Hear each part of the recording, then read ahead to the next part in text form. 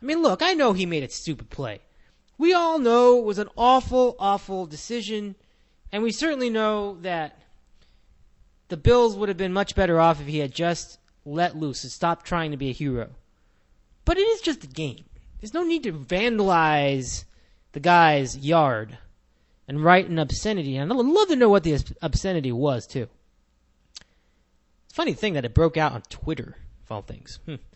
Twitter is becoming a new breaking news.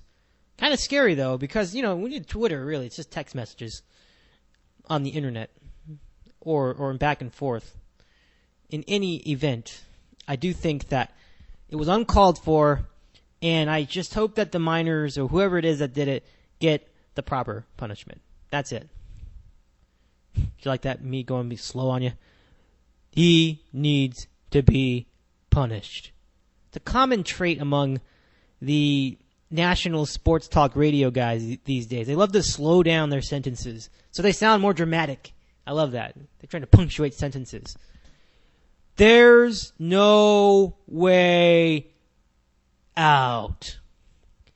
The Yankees are not for real. Stuff like that. It's just kind of annoying. So I always try to be myself, not do that sort of thing. But sometimes even I can't help it.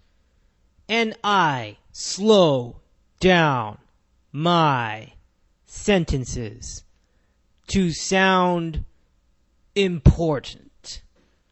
And another thing about sports talk radio guys that's really ridiculous is that you ever notice how they intentionally lower their voice and sound all and get all gravelly to sound more grave and urgent, like you're never gonna do it again. You will fail. And that's the end of the season. It gets really ridiculous. It really does. Sports talk radio guys have their own little knack, and they all have their shtick, and I am guilty as charged as being among those with a shtick. I have a shtick too. I have my thing, they have theirs, and we're all just doing the same thing, really. We're just expressing our emotions as a fan.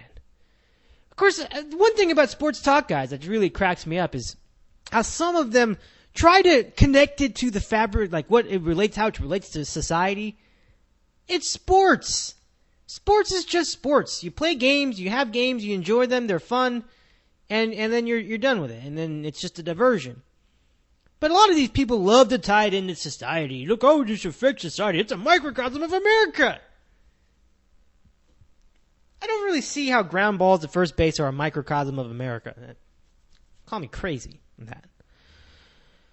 And there's people who try to tie baseball and football into like how it's a reflection of our culture. It kind of is, but if you really think of it that way, you're kind of thinking about it too hard.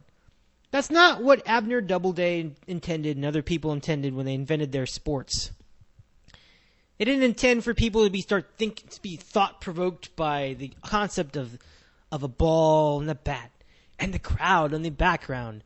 Oh, the majesty of it all. I think they just invented a game they wanted to play because they were bored. That's really it. Sometimes we lose track of the things that we really... the things that really make sports what they are. Sports are games. They're just activities. Really, nothing more, nothing less. We make it more because we put more value into it. There's no need for that. And, I certainly put a lot of emphasis in certain areas, but it's always with my tongue in cheek. It's for fun. I do it for fun.